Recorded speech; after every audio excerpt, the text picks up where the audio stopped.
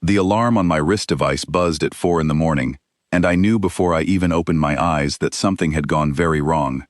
2 guards from the Council Security Division were already standing outside my quarters when I opened the door, their tall frames blocking the corridor light. Neither of them said a word. They simply gestured for me to follow, and the tightness in their posture told me this was not a normal summons. My name is Ethan Bailey, and for the past 2 years I have served as the sole human representative to the Galactic Council, a body made up of delegates from 31 different worlds. I had faced difficult sessions before. I had defended trade agreements, explained human customs that confused half the room, and once spent 6 straight hours arguing about fishing rights near a shared asteroid belt. But nothing in those 2 years prepared me for what I saw when the guards led me into the main chamber. Every seat was filled. Every single delegate, from the tallest Dravith elder to the smallest Koru diplomat, sat in their place at an hour when the chamber was usually empty. The lights were dimmed, except for one massive screen glowing at the center of the room, and on that screen was a live feed of open space, filled edge to edge with human warships. I had not ordered any fleet movement. I had not been briefed on any fleet movement. And yet there it was, undeniable, humming with quiet menace across the display. The Speaker of the Council, a tall being named Vesa Kor, with silver markings running down her long neck, turned to face me the moment I stepped through the door. Her voice, translated into my earpiece, carried none of the calm formality I was used to hearing from her. Ambassador Bailey, explain this immediately, or your species will be formally charged with an act of aggression against the Council. I looked at the screen again. Row after row of ships stretched out toward the horizon of stars, more than I had ever seen assembled in one place, humming with quiet, controlled power. My stomach dropped, not from fear of the fleet itself, but from the fact that I genuinely did not know why it was there. "Give me one moment," I said, keeping my voice steady even though my pulse was pounding in my ears. "I need to contact my command post." Vesa Kor folded her long fingers together. "You have 5 minutes, Ambassador. After that, this council will vote on sanctions, and I suspect the vote will not be kind to your people." I stepped to the side of the chamber, pulled out my communicator, and opened a direct line to the human command post stationed 2 systems away. The line crackled, then connected, and the face of Commander Laura Whitfield appeared on the small screen. She looked exhausted, her hair pulled back tightly, dark circles under her eyes. "Ethan, thank goodness," she said quickly. "I was about to call you myself." "Laura, what is going on? The entire fleet is sitting on the Council's monitors right now, and nobody warned me." She rubbed her forehead. "We picked up something 6 hours ago, a signal cutting through 3 different systems, moving fast, using a communication pattern our analysts had never seen before. It matched nothing in our records, nothing in the Council's records either, based on what we could cross-reference. Command made the call to move ships to the Threnody corridor before informing anyone, because if we were wrong about the threat, we did not want to cause a panic. If we were right, we needed to be in position immediately." "You should have told me first," I said, frustration creeping into my voice. "I am standing in a room full of people who think we are preparing to attack them." "I know," she said, and for the first time I heard real worry in her tone, not the controlled worry of a soldier following orders, but something closer to fear. "Ethan, listen to me carefully. That signal was not random. 15 minutes ago, our long-range sensors confirmed it originated from a construct we cannot identify, moving on a direct path toward Council Station itself." The floor seemed to tilt under me for a moment. "Toward the station? Toward here?" "Yes, we do not know what it is. It is not registered with any species in the Council database. It is not broadcasting any recognized signal. And it is moving fast, faster than anything we have on record.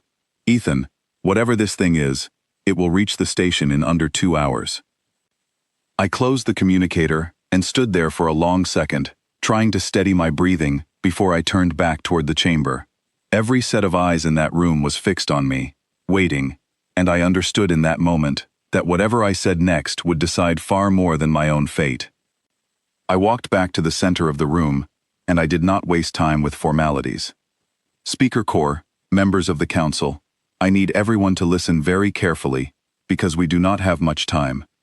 I paused, letting the silence settle for just a moment, before continuing.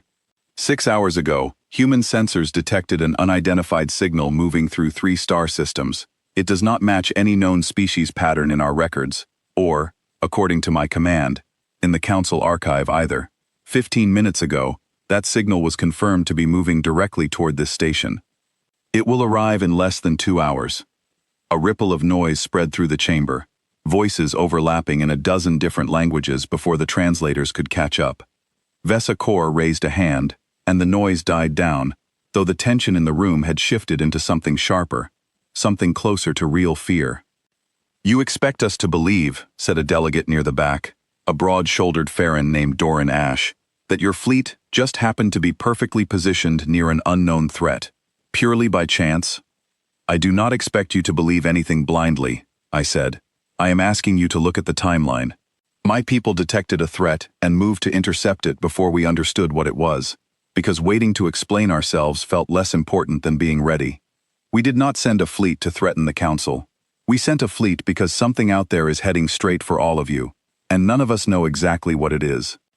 The chamber fell into an uneasy quiet. I could see the doubt on some faces, the fear on others, and a few, like Doran Ash, still carrying open suspicion. Vesa Kor studied me for a long moment before speaking again. "If what you say is true, Ambassador, then we need more than words. We need proof, and we need it before that construct arrives." "Then let me show you what we have," I said, and gestured toward the technician standing near the main display. "Patch in the live feed from Commander Whitfield's ship.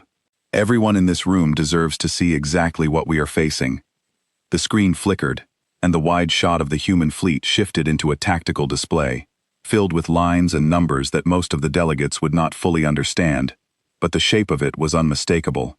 A single bright marker moved steadily across the display, cutting through open space, ignoring every gravitational shortcut a normal ship would use, moving in a straight and merciless line toward the Council station. "That is the construct," came Laura's voice, patched directly into the chamber speakers now. "We have tried 3 different scanning methods, and each one gives us a different reading, as if the object itself is somehow resisting a clear analysis. What we do know is its speed and its heading, and both are consistent. It is not slowing down, and it is not changing course." A hush fell over the chamber, unlike anything I had experienced in my 2 years there. Even Doran Ash, who moments earlier had accused me of lying, now stared at the display with his jaw tight and his eyes narrowed in concentration rather than suspicion. "Ambassador," Vesa Kor said quietly, "what does your commander recommend?" I turned toward the screen. "Laura, tell them." Laura's face reappeared, calm now in the way that only comes from years of training under pressure. "Our fleet can intercept the construct roughly 40 minutes before it reaches the station, assuming its current speed holds. We are already moving into position, but I want to be honest with everyone listening. We do not know what this thing can do. We do not know if it carries any offensive capability, or if it is simply an automated probe passing through. What we know is that ignoring it is not an option, and neither is waiting to find out the hard way." A younger delegate near the front, a slender Koru diplomat named Petra Vance, raised her hand and spoke for the first time since I had entered the chamber. "If your fleet intercepts, and it turns out to be nothing more than debris, or an old exploration probe, will your people withdraw quietly, without demanding anything from this council?" "Yes," I said without hesitation. "If it turns out to be nothing, we will withdraw, and I will personally apologize to every delegate in this room for the alarm it caused." Petra Vance studied me for a long moment, then nodded slowly and lowered her hand. Vesa Kor straightened in her seat. "Then we have little choice but to trust the timeline in front of us. Ambassador Bailey, keep that channel open. Every delegate in this chamber will watch what happens next." The following 40 minutes were some of the longest of my life.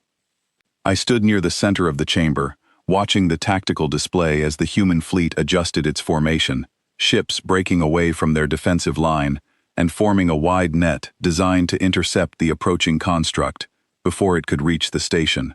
Laura's voice occasionally crackled through the speakers, giving updates in short, clipped sentences, the kind of language soldiers use when they are trying not to waste a single second on unnecessary words. "Distance closing, 20 minutes to intercept. The chamber remained almost silent, delegates leaning forward in their seats, some gripping the edges of their desks.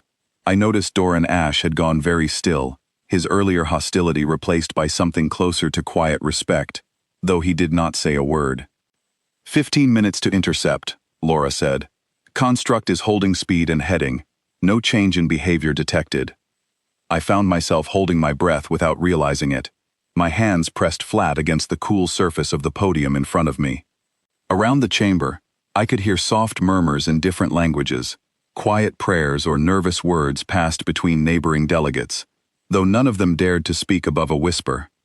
10 minutes, Laura said, and this time there was a slight edge to her voice that had not been there before. We are picking up an energy signature from the construct that we have not seen until now. It appears to be preparing for something, though we cannot determine what. The room tensed further.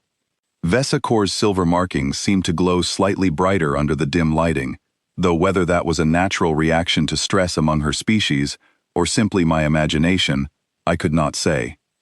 5 minutes, Laura said. All ships holding position, energy signature continuing to build.